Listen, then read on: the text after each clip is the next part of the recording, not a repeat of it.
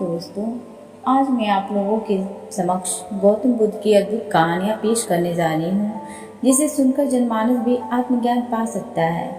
आज हम आपको भगवान बुद्ध की कई अद्भुत कहानियों से परिचय कराएंगे। ये कहानियाँ आपको जीवन के बारे में बहुत कुछ सिखा सकती हैं। गौतम बुद्ध ने लोगों को बहुत ही सरल और प्रेम भाव से ज्ञान की बातें बताई। अगर आप भी उनकी दी गई सीख को सुनना या जानना पसंद करते हैं तो मेरी शायरी को ध्यान से अंत तक सुने। आगे आप ढेरों कहानियाँ सुन सकते हैं और आत्मज्ञान की ओर अग्रसर हो सकते हैं। गौतम बुद्ध की इन कहानियों से आप जीवन के महत्वपूर्ण सवालों के जवाब जान सकते हैं, जैसे जीवन क्यों है, जीवन क्या है, जीवन का उद्देश्य क्या है।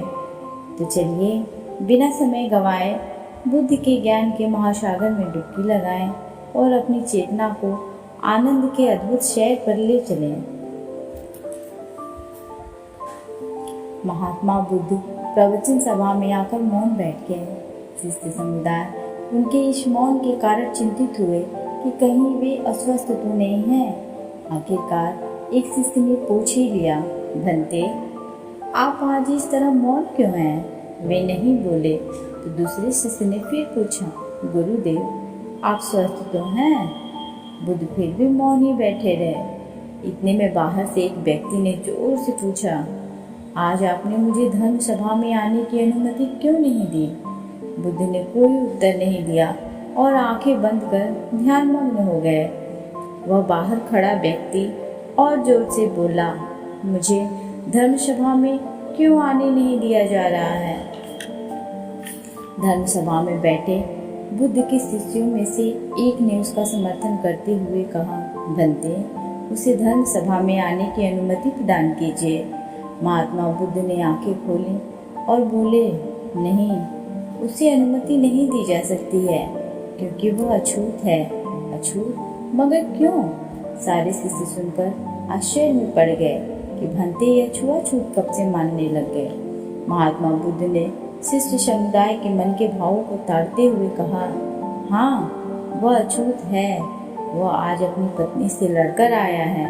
क्रोध से जीवन की शांति भंग होती है। क्रोधी व्यक्ति मानसिक हिंसा करता है। इस क्रोध के कारण ही शारीरिक हिंसा होती है। क्रोध करने वाला व्यक्ति अछूत होता है क्योंकि उसकी विचार तरंगें दूसरों को भी प्रभावित करती हैं। आज उसे धर्म सभा से बाहर ही रहना चाहिए। उसे वहां खड़े रहकर पश्चाताप की अग्नि में तपकर शुद्ध होना चाहिए। शिष्यगण समझ गए कि अस्पृश्यता क्या है और अछूत कौन है। उस व्यक्ति को भी बहुत पश्चाताप हुआ। उसने कभी भी क्रोध न करने का प्रण लिया। बुद्ध ने उसे धर्म सभा में आने की अनुमति प्रदान की। एक बार बुद्ध से मल्ल के पुत्र ने पूछा, भगवान, आपने आज तक यह नहीं बताया कि मृत्यु के उपरांत क्या होता है। उसकी बात सुनकर बुद्ध मुस्कुराए। फिर उन्होंने उससे पूछा, पहले मेरी एक बात का जवाब दो। अगर कोई व्यक्ति कहीं जा रहा हो और अचानक कहीं से आकर उसके शरीर में एक विष बुझा बाण घुस जाए तो उसे क्या करना चाहिए? पहले शरीर में घुसे बाण को हटाना ठीक रहेगा या फिर यह देखना कि बाण किधर से आया है और किसे लक्ष्य कर मारा गया है? मल्लुके ने कहा, पहले तो शरीर में घुसे बाण को तुरंत निकालना चाहिए, अन्यथा विष पूरे शरीर में फैल जाएगा। बुद्ध ने कहा, बिल्कुल ठीक कहा तुमने। अब यह बताओ कि पहले इस जीवन के दुखों के निवारण का उपाय किया जाए या मृत्यु के बाद की बातों के बारे में सोचा जाए? मल्लुक के पुत्र अब समझ चुका था और उसकी जिज्ञासा शांत हो गई। एक बार भगवान बुद्ध अपने अनुयायियों के साथ किसी गांव में उपदेश देने जा रहे थे। उस गांव से पूर्व ही मार्ग में उन लोगों को जगह जगह बहुत सारे गड्ढे खुदे हुए मिले। बुद्ध के एक शिष्य ने उन गड्ढों को देखकर जिज्ञासा प्रकट की, आखिर इस गड्ढे का खुदे होने का क्या तात्पर्य है? बुद्ध बोले, पानी की तलाश में किसी व्यक्ति ने इतने गड्ढे खोदे हैं।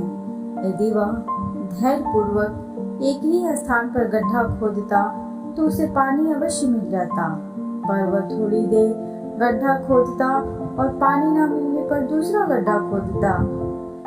व्यक्ति को परिश्रम के साथ धैर्य भी रखना चाहिए। एक दिन एक व्यक्ति बुद्ध के पास पहुंचा। वह बहुत अधिक तनाव में था। अनेक प्रश्न उसके दिमाग में घूम घूम कर उसे परेशान कर रहे थे, जैसे आत्मा क्या है, आदमी मृत्यु के बाद कहाँ जाता है, सृष्टि का निर्माता कौन है, स्वर्ग नरक की अवधारणा कहाँ तक सच है और ईश्वर है कि नहीं। उसे इन प्रश्नों के उत्तर नहीं मिल रहे थे।